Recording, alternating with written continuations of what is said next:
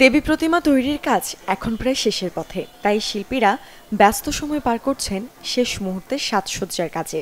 দেবী দুর্গাকে বস্ত্র আর অলংকারে সুসজ্জিত করার পালা এখন পুরোদমে চলছে। পূজার আগের এই সময়টাতে জমজমাট থাকে শাঁখারী বাজারের অলিগলি। দূর দূরান্ত থেকে আসা ক্রেতাদের ভিড় লেগে থাকে দেবী দুর্গার সাজসজ্জার উপকরণ কিনতে। ঠাকুরের জন্য কাপড় এবং আরও চুল জাতীয় এইসব জিনিসপত্র এবং সাজের যত জিনিসপত্র আছে সব কিছু এখান থেকে নেওয়া হয়েছে।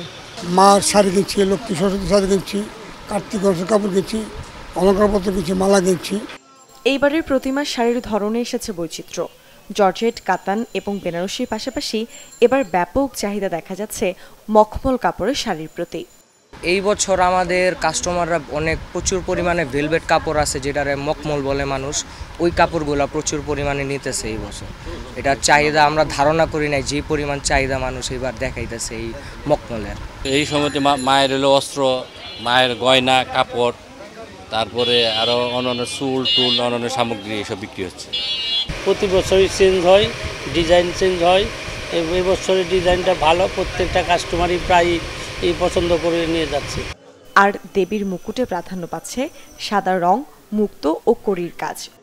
এইবারের ডিজাইনের মধ্যে মনে করেন বাংলা সেট আছে, তারপরে অনলাইন স্টাইলের সেট আছে, তাঁত চূড়া আছে, এই ধরনের কিছুটা নতুন আর পুরান আর নতুন মিলেই সব কিছু আর কি আসছে।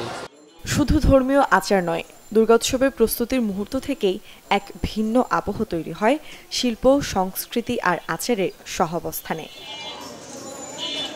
মূর্ছনা ঐশী, চ্যানেল 24, ঢাকা।